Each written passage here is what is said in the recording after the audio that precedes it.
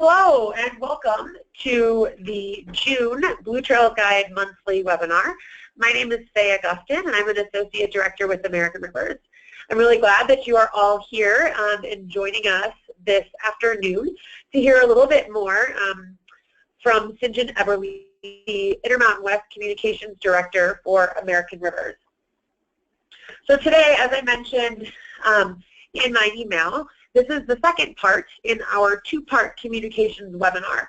In March, we heard from St. John about how to broaden your audience. And this month, we'll be hearing a little bit more about how to build support for your cause through storytelling. So learning a little bit more about the communications piece.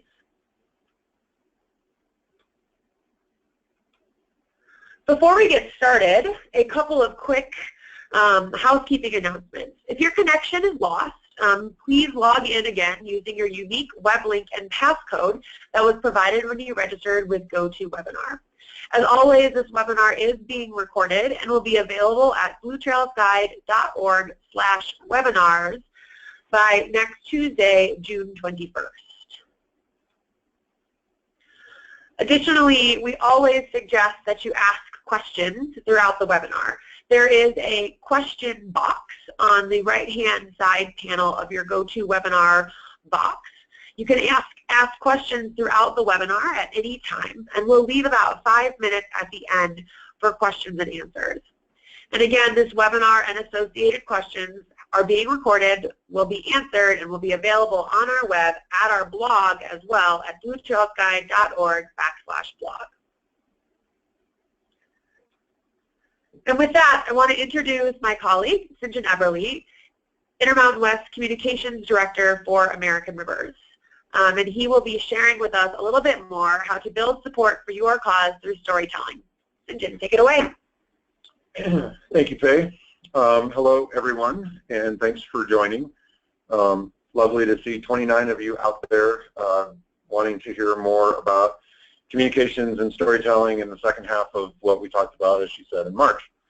I always like to open these kinds of things with a brief introduction of me and kind of where I'm coming from in the subject of river conservation and my history with that. In essence, I started this journey when I was a young kid. As you can see on the screen, that's me at about 12-ish, and on a river trip in the Southwest. And I pretty much have come at these kinds of subjects.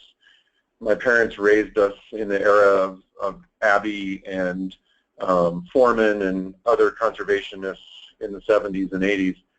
And it really informed my approach of believing that open spaces and wild landscapes and flowing rivers all deserve the respect and reverence that we can possibly afford them. And I call this my why statement. You know, why do I get out of bed and do what I do every day as the communications director for American Rivers in the Intermountain West? Essentially, I'm responsible for all the communications and outreach in the Colorado Basin, southwestern United States, as well as the Northern Rockies. And fortunately for me, I'm based in Durango, Colorado.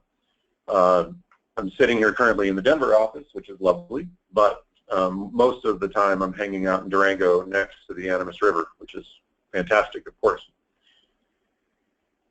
Last time we spoke, and this is for trying to at least reset if there were some folks on the webinar who did not attend the last one in March. Basically what I talked about was thinking about your audiences as you are constructing or contemplating how you're going to develop your communications, thinking about your audience first. And a lot of times I hear people say, well, we want to get this information out to the general public. I'm of the belief, and of course this is just a personal thing, that there's no such thing as the general public. I think about these things as they're, you know, the general public is a really broad mishmash, and it's not very well defined or able to be defined. But really, what you're really trying to get to are people who you can approach or who engage in a conservation or recreational subject, for instance, or a pastime. And you're talking to that silo of people who think alike. So certainly, you know, easy ways to think about are Republicans and Democrats think differently from each other in some ways. people who are kayakers versus whitewater rafters might think about things in different ways. So breaking it down into groups of people, and it's my kind of common belief that you naturally talk to people that already engage in the subject. So if you're a river organization like ours, we naturally talk to people who appreciate the fact that rivers provide clean water, or that wild rivers are important for various parts of our lives, whether it's recreation or from a spiritual standpoint, or from just the fact that these places deserve our attention and our respect. And so we work to preserve those places. And so thinking about your audiences in that terms, instead of just trying to get information out to anyone who you can to, I think is a more strategic and a more effective way to draw people in who can relate to your cause. The second thing that I went over in March was broadcast media versus oral tradition. And in short, broadcast media just means that someone in some centralized place is broadcasting that information out to the public. And so we have this picture of Tom Brokaw here on the left. And the reason why that matters is that in the age of broadcast media, you're projecting the information out to the public in whatever form, but there's no feedback loop, that you'd watch the NBC Nightly News and they would tell you that information, but there was no way for you to participate in that discussion. Tom Brokaw told you the news, but he didn't necessarily have a way to get your feedback back to him, or for you to share that story with your own spin very easily. Versus oral tradition, which of course is how we evolved as people, sitting around a campfire telling stories.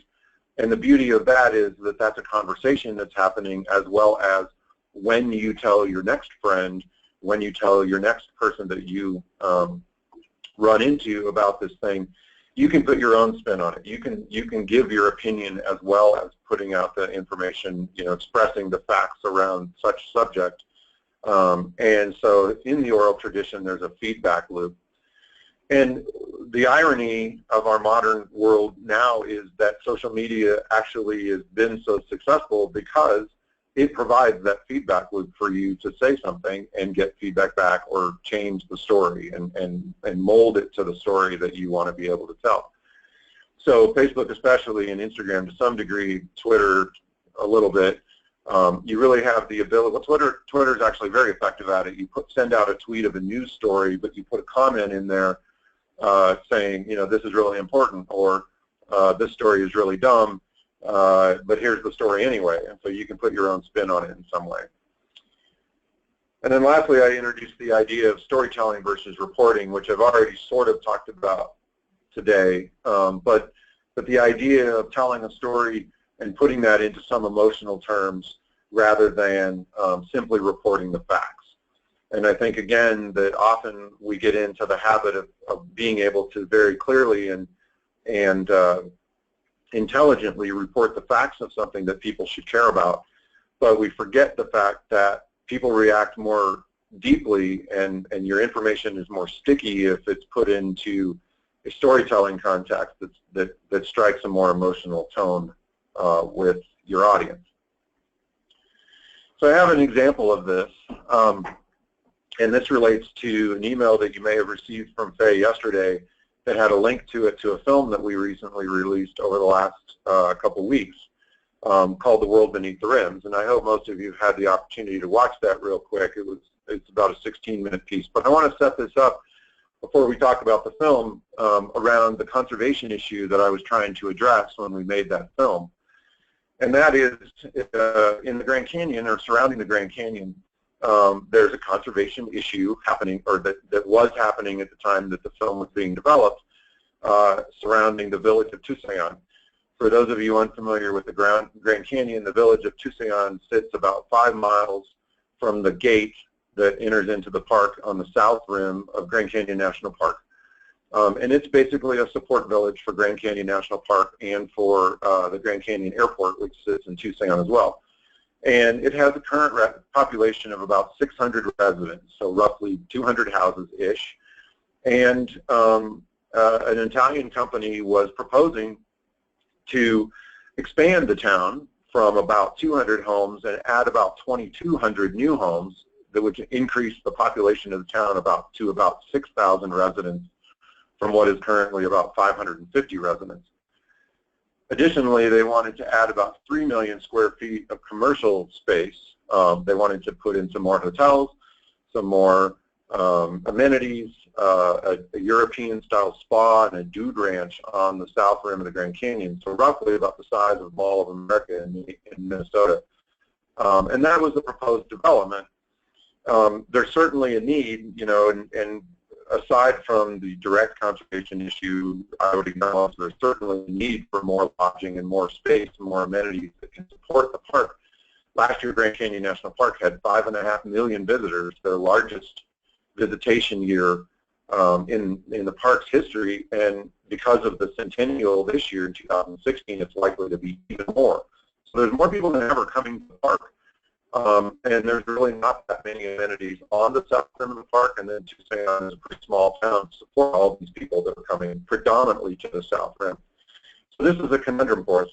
Traditionally, what you would do is you would say, you know, spew out all the facts about what's going on at Tucson. Currently, groundwater pumping over the last 10 or 15 years has already impacted water resources within the canyon. So inside Grand Canyon itself, groundwater pumping to support the town of Tucson at 550 residents is already impacting groundwater in the canyon. And so what they needed, the other side of this is that because the town of Tucson is surrounded by Forest Service land, they needed to get Forest Service easements and utility corridors improved in order for them to do this expansion of the town. And so that put it into the context of it being needing to have some approvals from the Forest Service, some permitting, access permitting, and right-of-way permitting and easements from the Forest Service to be able to approve the expansion of the town. So one of the questions that came up was, okay, you're going to take the population of the village from 550 to 6,000, where are you going to get your water?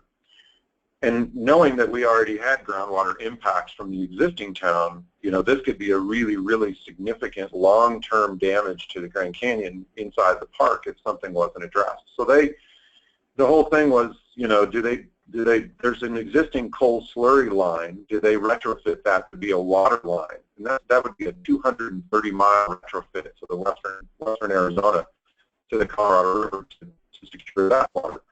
What if they brought water in on rail cars? What if they brought in semi-trucks from Flagstaff, which is about 75 miles away, to bring water to the town?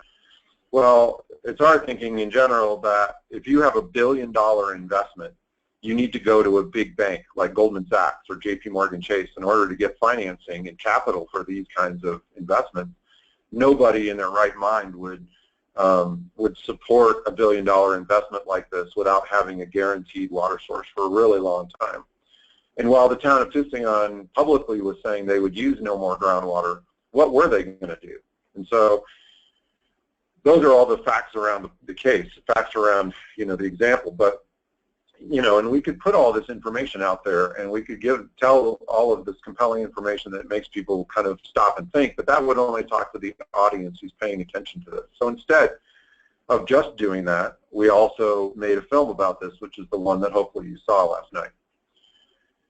But before we even go to that part of things, I always like to think about what is a story? What is the definition of a story that we can kind of wrap our brains around? You know, obviously we all watch movies and we see TV, but what are the things, if you break it down, what are the features that make a story versus not? Well, it's a pretty simple equation, quite honestly. You start with a character, and that character doesn't necessarily have to be a person. It could be a dog, or it could be a tree, or it could be a canyon, or it could be a town. I mean, the character is this thing that you set up that has a predicament of some sort. So the town of Tucson finds themselves in this predicament, and then the last part of pretty much every good story is there has to be an attempted extrication, which is a really nerdy way of saying a resolution to the story. So you have a character, the character finds themselves in some predicament, and they have some pathway to resolving the story. And so that's basically the definition in a very simple sense of what is a story. So there's really two types of communications, and I've already alluded to this, but just to be to be very clear and overt about it, often we are really good at talking about issue-driven communications.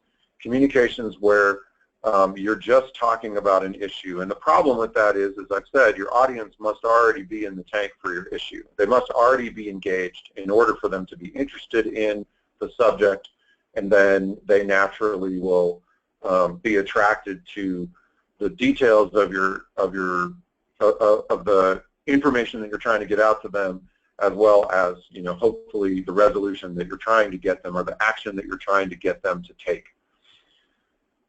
However, that's limited, and it's limited to the people who are already paying attention to you and your subject. But if you kind of creatively think outside of that box and try to make it a character-driven story, you can more readily expand to audiences who would not normally approach your subject, because you've created some kind of relatable and emotional attachment to the character that's in your story.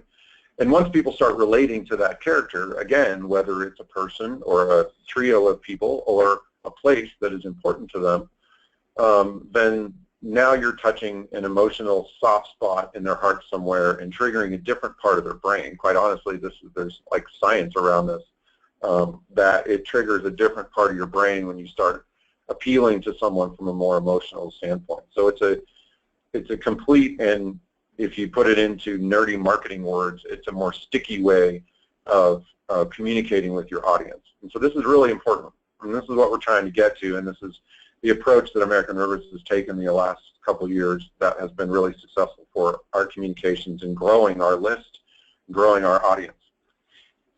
So back to Tucson, just by looking at this photo, it gives you an idea if you were to just step back from the issue itself. All I have to do is say a place like this is what would be harmed if the Tucson issue were allowed to go forward unfettered. So this is exactly the kind of thing that would be damaged if the Tucson expansion were to happen without some serious thinking about where that water supply is coming from, because that water supply is what we see in the picture, a beautiful waterfall down in the bottom near Havasu. And so we set it up as these are our characters. Near the top we have Bruce Aiken. He's a world-famous painter who lives in Flagstaff, and he's painting a picture there. In that photo, he's painting a painting of Ribbon Falls.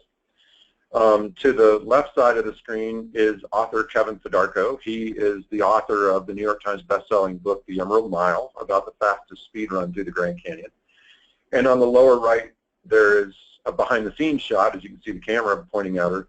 That's Amy Martin, who's also in the film, and she's a photographer who works predominantly in the Grand Canyon as well.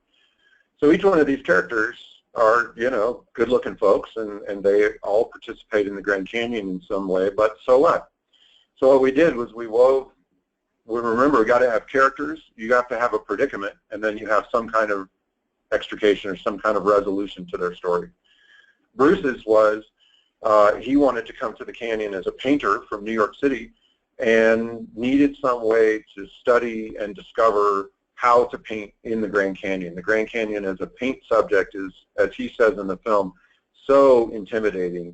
And so his predicament was this place was so big and so grand and so intimidating that it actually took him years to figure out how to paint it before he ever put the first brush on a canvas. And so his resolution was he got a job in the Grand Canyon running the water supply in the bottom of the Grand Canyon so that he was able to live in there and study the canyon and experience that place to now become the painter that he is. Kevin Fedarko came from a different path. He was a writer with Outside Magazine, and he came to Flagstaff actually to take a first responder course, and he walked into the boathouse where the dories are stored and decided right then that he wanted to quit his job as a writer and become a Grand Canyon river guide, hopefully to be able to be a dory boatman in the bottom of the Grand Canyon.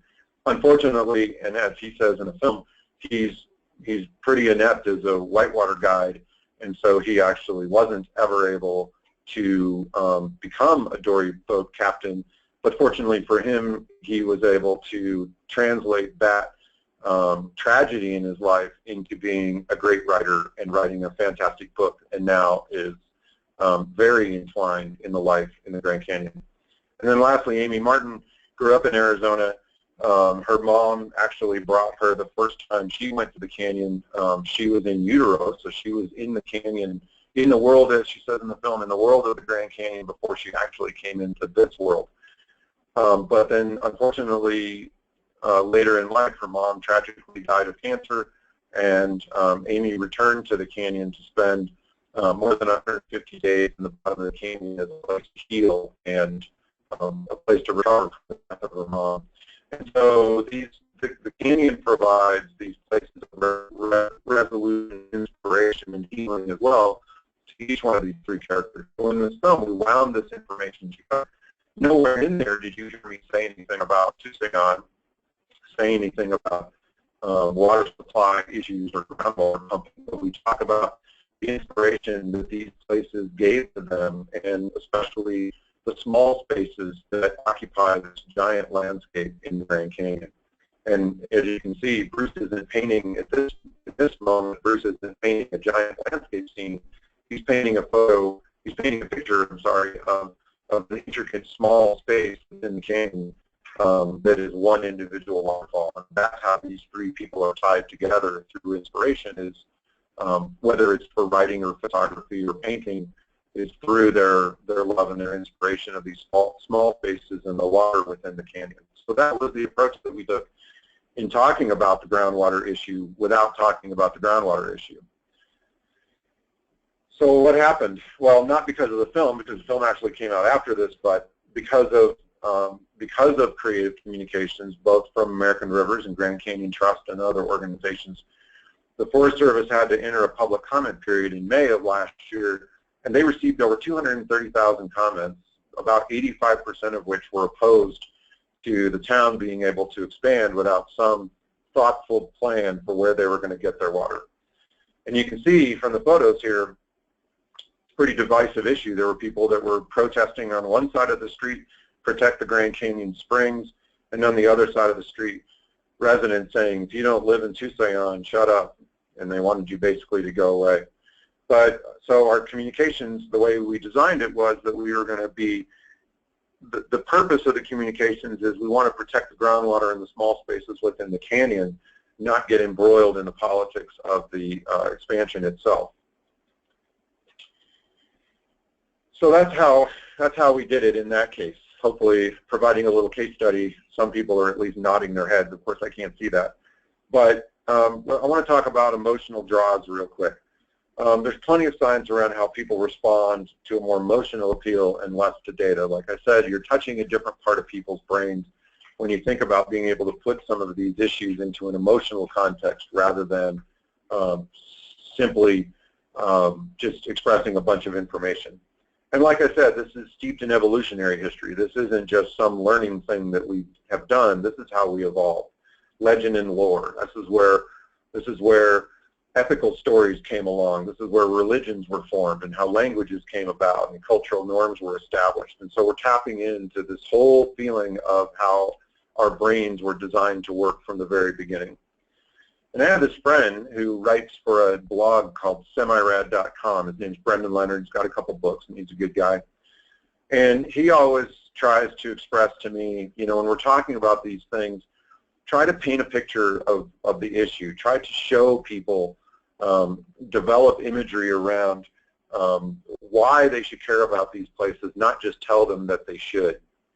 One of the things I say about the film series that American Rivers does is the last thing I want is some wildlife biologist sitting next to a stream pointing at the river and saying, the bug life is dying in the bottom of the river and you should care.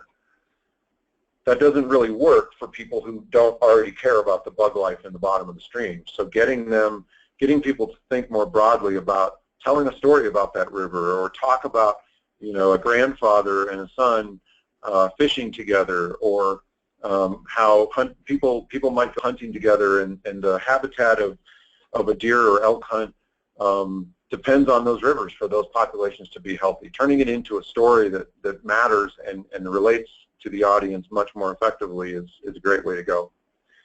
Lastly, what's the most reliable line on a story? There's actually science. To start a story, there's some like anecdotal science around this, and the answer is generally once upon a time, because as soon as you say the phrase once upon a time, it forces your brain to kind of transport itself to another place rather than reality.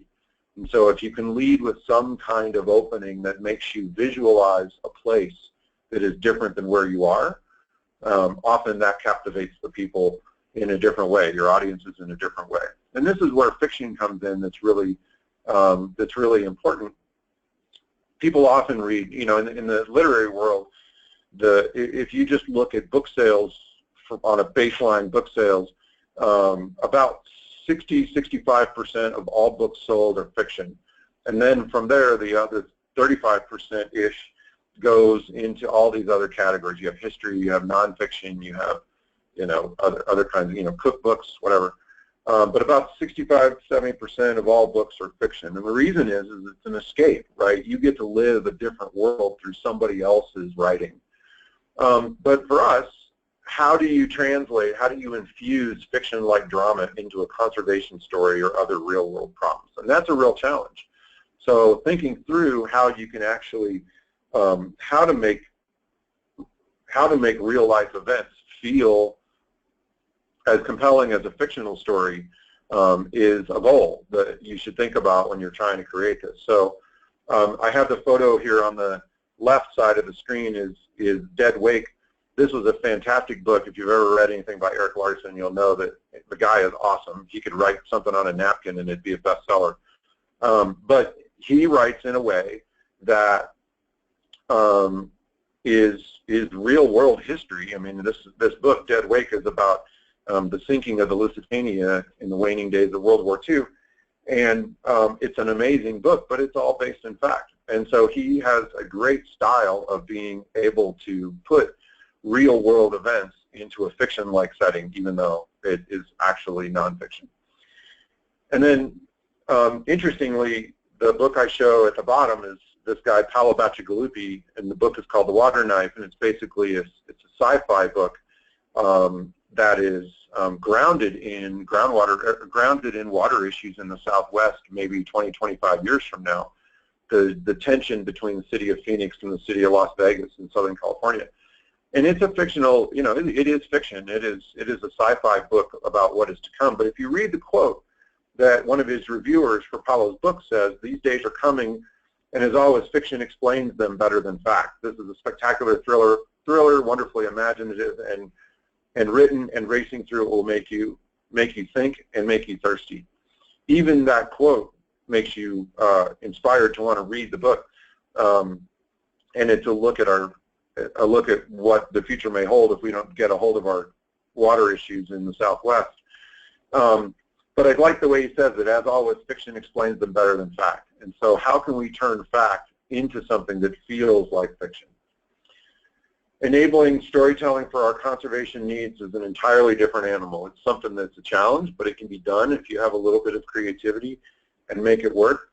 And remember that if we already own 5% of the people who get that rivers are important in our world, how do we get to that next 5% of people who engage or recreate around rivers but aren't in our audience? To me, that's the ultimate challenge, right? We're really good at talking to ourselves, but we know that there are people out there that do the things that we care about, whether they're kayakers or whitewater rafters or farmers or anglers, whatever, but that they're not engaged in our mission or our issue directly. How do we get to them?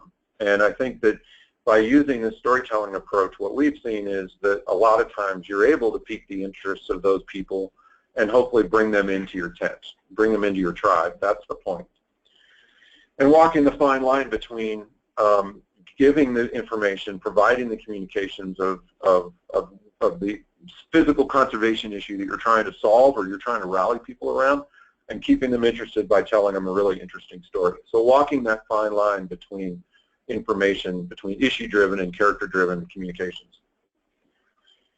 Lastly, I took a couple slides out of a film presentation I did, and one of the things that you have to just kind of never do is try to think about a way to make something go viral. There's no way to predict virality. There's no way to assume that if you do these three things that you'll have something that goes viral. But if you craft it correctly, you certainly have a much greater chance of making that happen and making that a possibility for your organization and your communications. And then lastly, just some tips on working with creatives. If you are in the film world and you're entering this at all, planning ahead and stating your clear conservation needs up front. Even when you're writing things, written communications, kind of reading a purpose statement or what is your conservation goal on a separate piece of paper before you start developing the writing around that. And if you have, one or two or maximum 3 points you're trying to get across, and then you build your blog or you build your story or your op-ed around that, integrating your character, it'll be much more effective at putting that information in there in a way that other people are going to get. And again, I gave this to an audience of filmmakers, but don't forget, if you're working with filmmakers, you're working with other writers, we do want their approach, right? We want their creative angle on what we're trying to express, and that's always a valuable way because they're going to look at things a little bit differently than you do. Integrating your needs through your treatment or contract, budgeting and fundraising, all of those things mostly are related to film, but communications in general, if you're going to outsource some of this stuff, how do you budget, how do you fundraise for those, for improved communications and getting people to help, and then making sure you just keep everything on time. Timelines, again, especially in film, are really, really important. But even with blogs, you want to have regular communications. You want to have things that are that remind your audience that you're there and you're working on these things. And so scheduling your communications in a way that is thoughtful and effective will keep your organization and the things that you're trying to do at the front of your audience's mind. And again, there's a balance with that. You don't want to bombard them too much or you'll be blasted out with their spam list. But thinking through how you schedule and plan for your communications weeks or months in advance, generally weeks in advance is fine, is a really good habit and strategy to get comfortable with. And with that, that's the end of what I was going to talk about. I think we would now open it up to questions, so I'm going to move out of the way and let Faye take back over. Awesome. Well, thank you so much, St. Again, for a really great presentation on storytelling and building support for your cause. So it's just a little bit past 11:30, so I wanted to open it up to answer a couple of questions that we've had come in. As a reminder, this webinar is being recorded, and all of this will be available to you all by next Tuesday, the 21st. So a couple quick questions that we can probably answer here in the next few minutes. So one that came in, St. Are there some stories that are kind of better to tell than others, ones that are more captivating or interesting to audiences? Well, certainly anything related to people is always kind of a sure bet of telling the story of another person or telling the story of a relationship between a couple people with the background of the conservation issue behind it. One example would be we released a film a couple of years ago, or early last year, called The Important Places, and it was about how a father and a son came back together after the son grew up and he left to go start his own career and do his own thing, and there was some distance between the father and the son, and they saw an opportunity to come back together and rekindle their father-son relationship in a very important place, which is, unfortunately for me right now, is in the bottom of the Grand Canyon. So they actually did a Grand Canyon rafting trip together, and over the course of that trip, their friendship and love for each other as a father and son came back, and it reinforced the idea that these places are important and that they should be protected because these are amazing spots where people connect to each other. So I would go with anytime you can show a relationship of people in the conservation issue that you're trying to express is sort of a slam dunk, especially if it's done really, really well like that film was. Great. Thanks, St. So one quick last question before we sign off. Are, kind of along the same line, and you sort of just answered this, but are there some characters that tend to be more appealing? Like you had mentioned earlier, the fact that the wildlife biologist might not be your best character? Are there other characters that people can utilize that might get a better, have a better connection with the audience? Well, sure. So let's just use that example. You know, maybe instead of having scientists sitting there talking to the audience, talking to the camera, or writing a piece that talks about why, you know, lays out the information and the data about why bug life may be struggling in the bottom of some river, talking about, you know, an experience that somebody had growing up next to that river and seeing the vibrance of life and how amazing that fishery might have been, you know, 20 years ago or 10 years ago or whatever. And, you know, maybe subtly talking about the threat to that place. You know, there's a dam in the middle of the river that altered it altered the bug life, altered the ecology of that stretch of river. And why does that matter to this person? How do they relate to it emotionally? And maybe either, and it could be couched either around how they feel sorrow because this amazing place is now less than it was, or that they feel hope because if certain actions are taken, you know, we can get this river back. We can restore this river. We did a film last year called Walt that is about the San Joaquin River in Central California, and it features an 80-something-year-old guy. He's a raisin farmer in Central California, and he remembers when the San Joaquin River used to flow and was one of the most beautiful riparian ecosystems he'd ever experienced. And when the Fryant Dam was built near Fresno, California, it dammed the river and they diverted 100% of the water, and so the entire San Joaquin River is dead.